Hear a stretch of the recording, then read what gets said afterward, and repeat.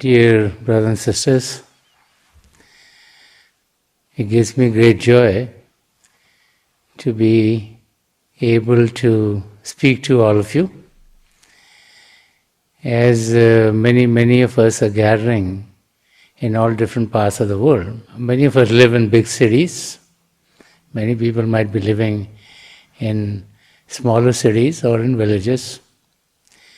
But as we look at life today, we find that there's been a lot of technological development that has come about in our lifetimes.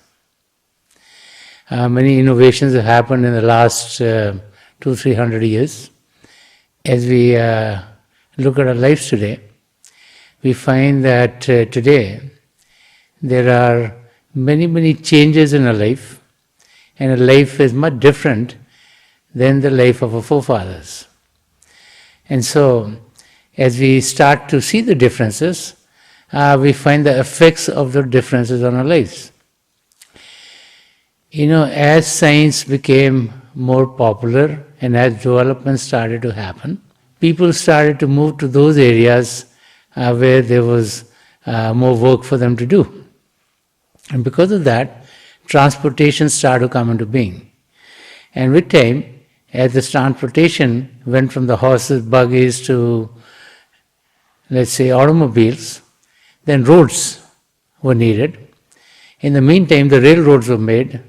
And so we find a lot of concrete all over the place. As the cities started to get bigger and bigger and bigger, people were moving from the small towns to the big cities. We find that people who were used to maybe living in single-family homes then started living in apartments and condominiums.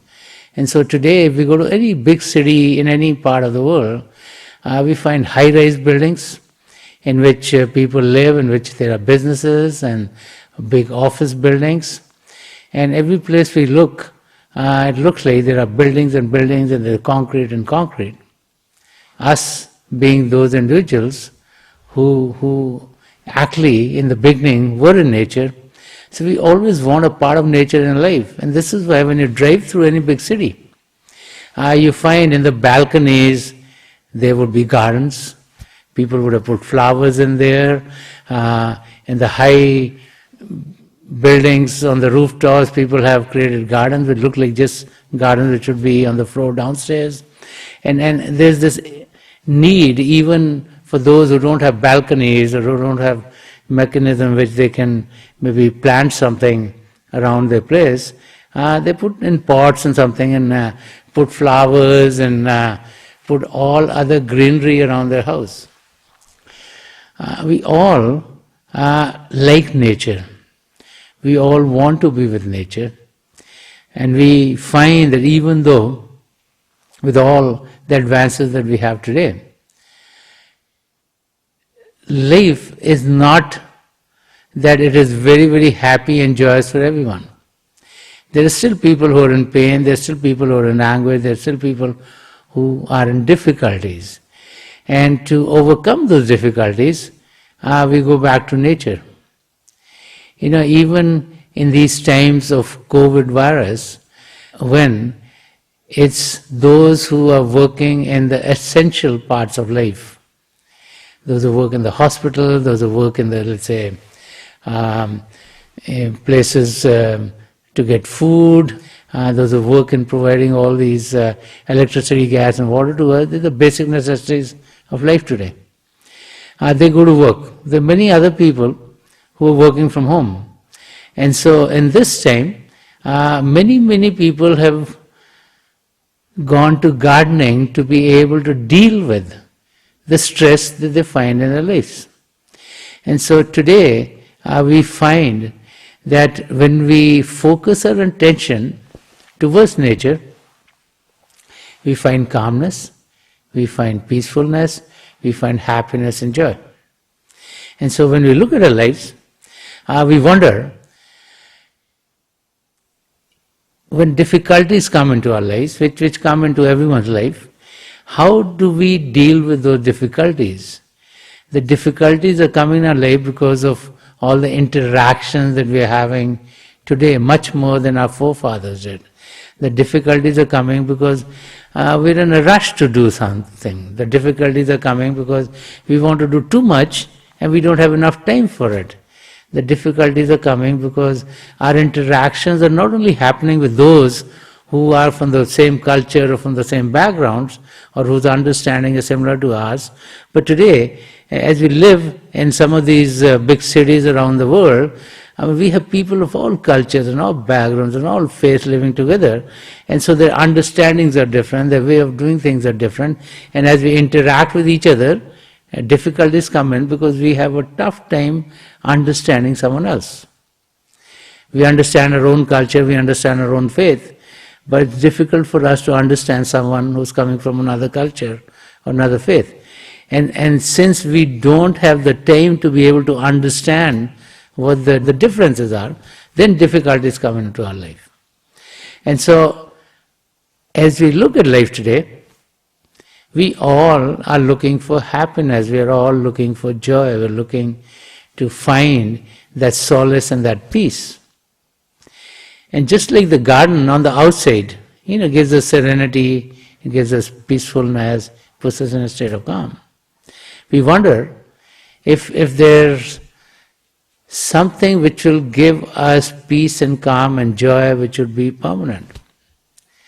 And then as we start to look at our own situation, we realize very quickly that our life is not to be lived only for the physical body. We realize that what gives life to us is our soul, and that soul needs to be in a state of calm. Unfortunately, that soul is in turmoil because its attention is in the world outside. And so we start to look at things that can give it happiness and joy. We realize very quickly that everything on the world outside might give us temporary happiness, but since it's not lasting, it fades away. And so we might find happiness when we go to see a movie, we might find happiness when we go see a sports game, we might find happiness in activities of the world outside. But we realize that they're all short-lived. And so as we start to think about states that would give us perpetual happiness and joy, then we start to look at what life has been for those who were in that state. And we start to go in that direction, we look at the lives of the great saints and mystics. I'd like to relate a story which maybe makes us understand where do we get the happiness and joy that lasts forever, and how do we really get it. This is a story about a king. This king had a very big palace, and in the palace he had a very beautiful garden. The garden was very, very beautiful. It had all kinds of trees, it had all kinds of flowers, it had all kinds of fountains and rivulets, and it was very expansive, and it was very, very beautiful. So people heard about it, but you could not go to the garden unless the king invited you. So only few people got invited by the king. And many times when people would go into the garden, they would be so happy there, they did not want to leave, they just stay there. It was so big that they could stay there. And then people would go in there and you won't hear about them because they enjoyed being there so much, they didn't want to leave that area. And then one day a young man was invited to go to the garden. So as he entered the garden, he noticed how the steps are going to take him where. So he tracked how he's going into the garden. And as he went into the garden, he was noticing everything. The beautiful roses, the beautiful flowers, the sweet fragrances, the lovely fountains, all the rivulets that were going, and he went from one place to another. And he really enjoyed himself. And the thought came to him that I should stay here. Why should I go outside? Because this is so beautiful. And as he's thinking, another thought comes to him, and he starts to think about his friends outside. And he thinks to himself, he says, I need to tell my friends about this place. And I need to get them back here, one way or another. And so after spending time in the garden, after being very happy there, he tracks his way back. He finds the opening from where he came. He goes outside, he tells his friends, and one by one he brings them to the garden to have them enjoy the joys of that garden.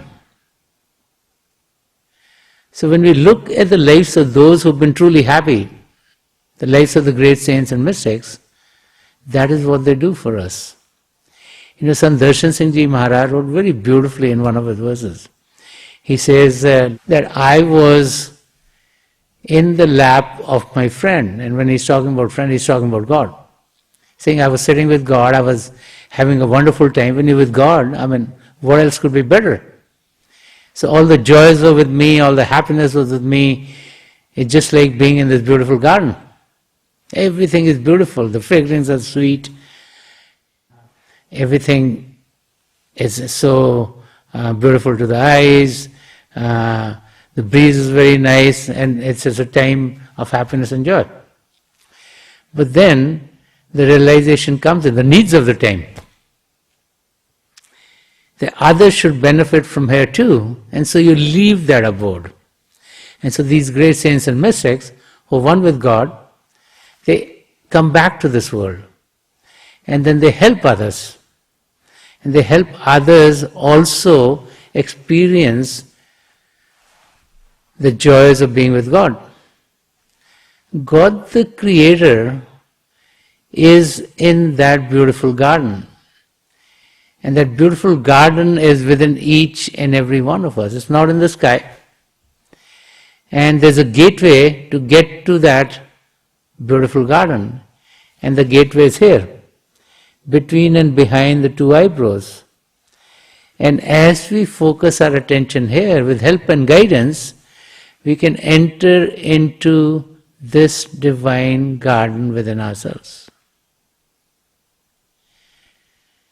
The garden is there because there's love in the garden, there's joy in the garden, there's ecstasy in the garden, and it gives us tremendous peace and calm.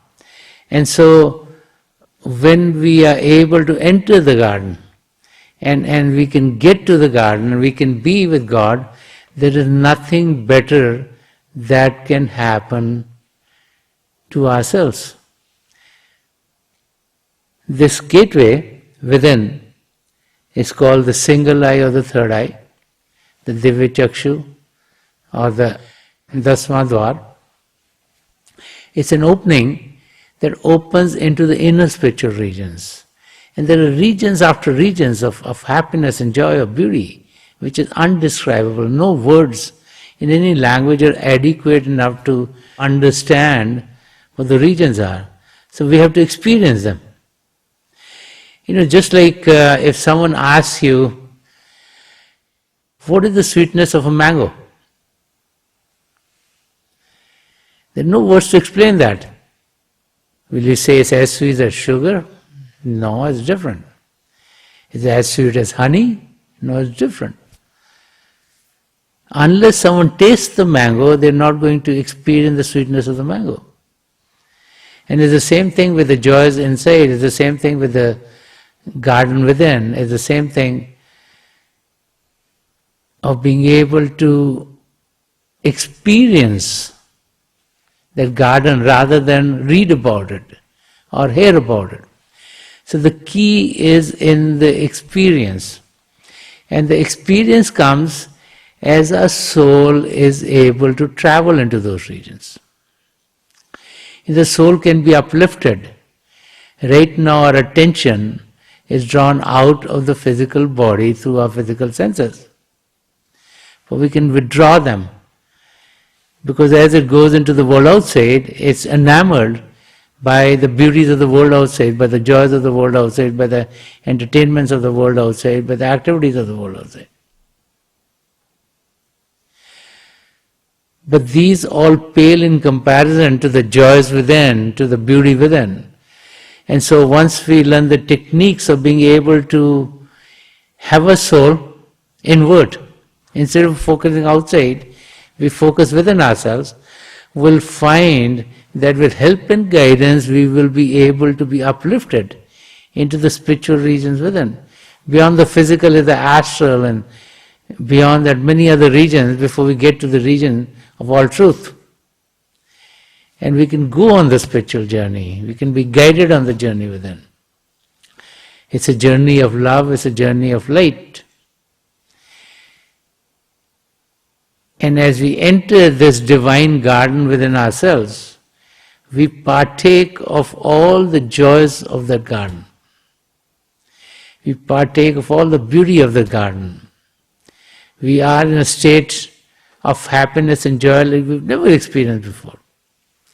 And as we experience this state, the soul is nourished, because as it goes on the spiritual journey, it gets connected with what is called the divine light and sound of God, what is called the holy word or the Naam or the Shab. And as it gets connected with this divine power, which is the creative power which brought all creation to being, then the soul is nourished. Our soul has been separated from the Creator for eons and eons, and so it's parched. It needs the nourishment. And as it connects with the divine light and sound of God, it's nourished. It gets back to its original state, and it's happy and it's peaceful and it's calm like it's never been before. Each and every one of us can go on this spiritual journey. You know, the great saints have said that what one man can do, so can another. So God has given all human beings this gateway. The single or third eye is with each and every human being, irrespective of where they are born, whether they're rich or poor, whether they're educated or not, whatever faith they belong to. They all have this gateway. The key is to be able to get the gateway opened and to be able to soar into the inner spiritual regions. The key is to be able to go on the spiritual journey.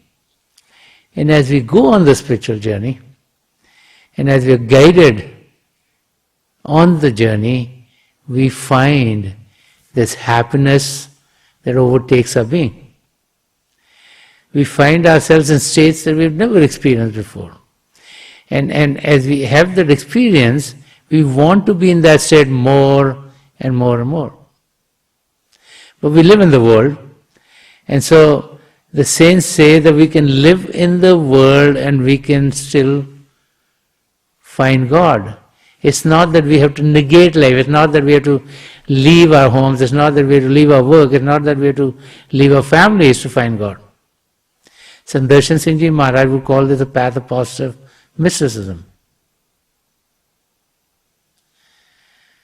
In Punjabi there's this saying, it means our hands to our work, but our hearts to our beloveds. And so as we live in this world, and as we take care of our responsibilities, we all have responsibilities. You know, if we are parents, we have responsibilities to our children. If we have children, we have responsibility to our parents when they get old. When we live in any city or country, we have responsibility to that city and the country. We all have some responsibility to just take care of. As a husband, we have responsibility to our wife. As a wife, we have responsibility to our husband. And so their responsibilities are a part of life. We don't want to negate them. So as we take care of our responsibilities, as we focus our attention to make our living in this world, to provide for our families, to do the best that we can for a city or a country and for the globe, as we do that, our hearts, our soul should be focused on God. That's the key. While we are here in this world, the spiritual worlds are occurring concurrently. It's not that we have to leave here and get in a plane and go upstairs someplace in the sky. It's just a question of where our attention is. So being here, our attention could be moved into the spiritual regions. Just like we could be sitting here in the Chicagoland area and we could be thinking about Delhi at this time. We don't have to go any place. It's just like where we focus our attention. And so it's the same thing. We could be doing our chores in the world physically, but our soul could be focused on God. That's what selfless service is all about. That's what extending a hand to someone else is all about. That we do it lovingly. We do it because we love God. And because we love God, we love all other in God's creation. And so a life in which our attention is on God is the kind of life that we need to lead. And as we do that, we'll find that not only will our life get better, but the lives of everyone else around us will get better too. And then we'll find that the very purpose for which we've come into this world will start to get fulfilled. We're all here to love God, we're all here to know God, we're all here to be one with God. That's it. There's nothing else. Everything else is superfluous. Everything else is not required. What is required is to love God. What is required is to experience God. What is required is to be one with God. So we get off the wheel of transmigration. And so once we understand the purpose for which we have been given the human body, then we need to be able to reach that goal. And we all can reach there as we meditate, as we go within, as we learn the techniques of going within, as we get the guidance of being able to go inside, as our single or our third eyes open so that we can soar into the regions within. It's up to us to make use of that opportunity. There are many people who think about God, who think about meditation. They try meditation and they try it for a while and they say, oh, this doesn't work for me, let it go. But the key is to be able to be focused on a goal. The key is to be able to experience the joys within. The key is to be able to give yourself some time so that you find that practice makes perfect. And those who focus their attention on the meditative way, those who are looking to experience the love of God, those who are in tune with God, those who are patient and who have perseverance, are the ones who are going to reap all the rewards. And so as we, on a daily basis, find time for our meditative practices, then we start to experience that joy not only for the time that we meditate, but we find that the effect of that goes for many, many, many more hours and maybe days, and that effect stays with us. And as we have that experience, then we find that life is getting happy, life is getting peaceful, and life is getting joyous. So let us just meditate for a few minutes. Please sit as comfortably as you can. Please close your eyes very gently, just like you close them when you go to sleep. Your eyeball should be straight, focus 8 to 10 inches in front of you.